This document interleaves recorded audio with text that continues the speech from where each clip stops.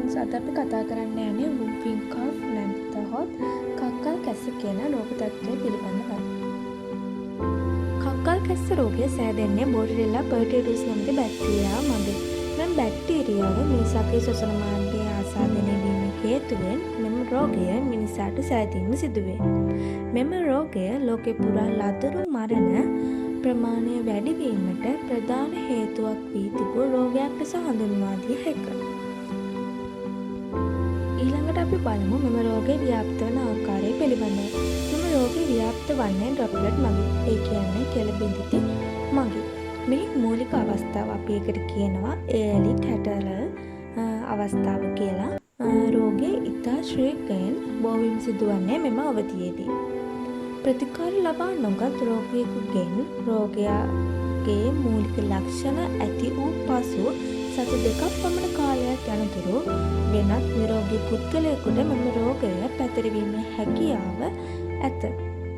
සාමාන්‍යයෙන් කක්කල් කැස්ස රෝගය සෑදුණු පසු දීර්ඝ කාලීනව පවතින රෝග වාහක තත්ත්වයක්. අපි ඒකට කියනවා chronic carriers කියලා කියනවා. එම තත්ත්වයක් ඇතිවීමක් සිදුවන්නේ නැහැ.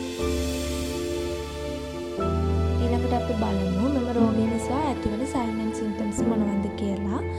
මෙම රෝගය සෑදුණු මුල් අවධියේදී fever එකක්, malaise, running nose, red eyes, ඒ වගේම සාමාන්‍ය cough එකක් දකින්න පුළුවන්. මෙම රෝගය ඇති වෙලා සති දෙකක් පමණ කාලයක් ගත වුණාට පසුවත් රෝග ලක්ෂණ පවතින අතර ඉන්පසු මෙම රෝගය විශේෂිත වූ තදින් ශබ්ද නගා සිදු කරන කැස්ස ගැන වූෆ් කියලා ඇතිවීම සිදු වෙනවා. සාමාන්‍යයෙන් කැස්ස ඇතිවන්නේ රාත්‍රී කාලයේදී උග්‍ර වන අතර බොහෝ විට කැස්ස අවසානයේදී රෝගියාට වොමිටින් කියන වමනය සිදුවීම ලැබේ. කුඩා දරුවන්ට මෙම රෝගය නිසා කැස්ස නොමැති වුවද හුස්ම ගැනීමට අපහසුතාව අපේකට කියනවා ඇප්නියා කියලා. එහෙම නැත්නම් ඇඟ නිල් පාට වීම සයනෝසිස් හෝ ඇතිවීම සිදුවිය හැකිය. නමුත් සමහර විට යෞවනයේදී හා වැඩිහිටියන්ගේ දැකිය හැකි එකම රෝග ලක්ෂණ විය හැකි විශේෂත්වයක් නොමැතිව එක දිගට පවතින කැස්ස පමණයි. රෝගයේ ආරම්භයේ සිට දක්නට ලැබෙන සියලුම රෝග ලක්ෂණ සමහර විට මාස කිහිපයක් වුවද පවතින්න පුළුවන්. රෝග ලක්ෂණ අනුව කැස්ස වැළඳී ඇතැයි සැක කරන රෝගී බොහෝ විට දක්නට ලැබෙන අවුරුදු 1-5 අතර දරුවන් වුවද මෙම රෝගය උග්‍ර වී මරණයට පත් වී ඇත්තේ ඉපදී සති කිහිපයක් හෝ මාස කිහිපයක් වූ දරුවන්ය.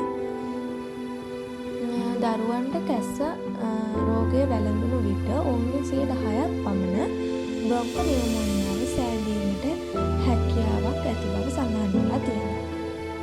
ඊළඟට අපි බලමු මෙම රෝගය නිසා ඇතිවන කොම්ප්ලිකේෂන්ස් මොනවද කියලා. මෙම රෝගය නිසා ඇතිවන කොම්ප්ලිකේෂන් ගත්තාම නියුමෝනියා, ඒ වගේම නියුමොතොරැක්ස් කියලා කියන්නේ ප්ලෝරල් කැවිටි එකේ යහරි ගෑස් හරි එකතු වීම, ඔටිටස් මීඩියා ඒ කියන්නේ අපේ මැද කන ආසාදන ඇතිවීම සිද්ධ වෙන්න පුළුවන්. ඒ වගේම එපිස්ටාසිස් කියලා කියන්නේ නාසයෙන් රුධිරය ගැලීම සිදු වෙන්න පුළුවන්. ඒ වගේම කන්වල්සන්ස්,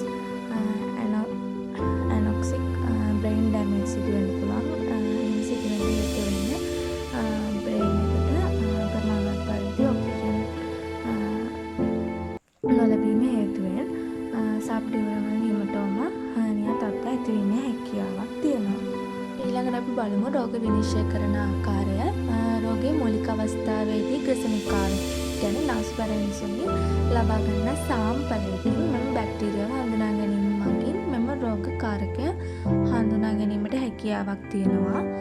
මෙම රෝගය විනිශ්චය කිරීමට උපකාරී වන රසායනාගාර පරීක්ෂණය වන්නේ බැක්ටීරියා මාධ්‍යයක වගා කිරීමයි. අපි කියනවා බැක්ටීරියා කල්චර් එකක් කියලා. එසේම බෝඩටෙල්ලා හඳුනා ගැනීම සඳහා PCR පරීක්ෂණය සිදු කළ හැකිය. එසේම යම්කිසි කාල පරතරයක් තබා රෝගියෙකුගෙන් ලබා ගන්නා ලද රුධිර නියදයක් අපි කිව්වොත් සීරම් සාම්පල් දෙකක් මෙම බැක්ටීරියාවේ විශේෂිත වූ ප්‍රතිදේහවල වැඩිම පෙන්නුම් කිරීමද මෙම රෝගය විනිශ්චය කරගත හැකි ක්‍රමයක් වෙනවා. පළවෙනි නියදිය රෝග ලක්ෂණ පහළ වූ විට කියන early ස්ටේජ් එකේදී ලබා ගන්නවා. දෙවෙනියේදී ලබා ගන්න කන්වර්සන් සීරම් එකක් කියලා අපි කියනවා. දෙවෙනි එක ලබා ගන්න ඉන් මාස යකට පස්සේ තමයි දෙවෙනි නියැදිය ලබා ගන්න. එන්නත් ලබා නොගත් පුද්ගලයෙකුගේ රුධනයේදී ප්‍රතිදේහි වැඩිවීමක් තිබේ නම් එම පුද්ගලයා මෑත කාලයකදී පර්ටිටිස් රෝගය සෑදී ඇති බව සිතිය හැක. ඊළඟට අපි බලමු මෙම රෝගයේ ආරක්ෂා වන ආකාරය. මෙම රෝගයෙන් ආරක්ෂා වීම සඳහා අපි එන්නත් යොදා ගන්නවා. කක්කල්පස්සේ එන්නට පූර්ණ සෛලමය කියන හෝල්සෙල් කියලා හෝ අපූර්ව සෛලමය ඒකට අපි කියනවා ඒ සෙලියුලර් වශයෙන් දෙවර්ගයක් පවතිනවා. ශ්‍රී ලංකාවේ ජාතික ප්‍රතිශක්තිකරණ වැඩසටහන තුළ පූර්ණ සෛලමය කක්කකැස අඩංගු නම් ගලපටලය හා පිටගැස්ම දූලකාභක හිමොෆිලින් ඉන්ෆ්ලුවෙන්සා B සහ හෙපටයිටිස් B එන්නත් සමග එකතුව පංච සංයුත එන්නතක් ලෙස හා ගලපටලය පිටගැස්ම දූලකාභක සමග එකතුව තිත්ව එන්නත ලෙසද භාවිතා කරනු ලබනවා.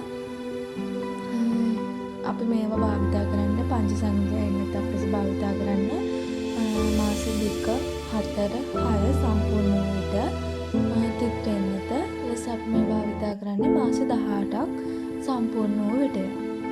ඊට අපි බලමු මෙම එන්නත ලබා දෙන ආකාරය. මෙම එන්නත ලබා දෙන්නේ අන්තර් පේශීව, ඒ කියන්නේ ඉන්ටර්මස්කියුලර්. මෙම එන්නතේ අඩංගු වන්නේ 0.5 මිලිලීටර. මෙම එන්නත ලබා දීමට පෙර හොඳින් සෙලවිය යුතුය.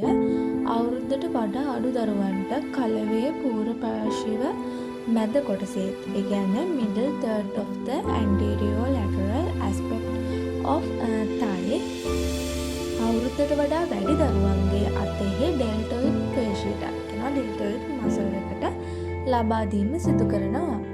එන්නත ගබඩා ගන්න ආකාරය ගැන කතා කරොත් එහෙම පූර්ව සෛලමය කක්කකැස්ස එන්නත අඩංගු එන්නත් කිසිම විටක අධිශීතනය නොකළ යුතු අතර සෙන්ට්‍රිග්‍රේඩ් අංශක 2ත් 8ත් අතර ගබඩා කිරීම හා ප්‍රවාහනය කිරීම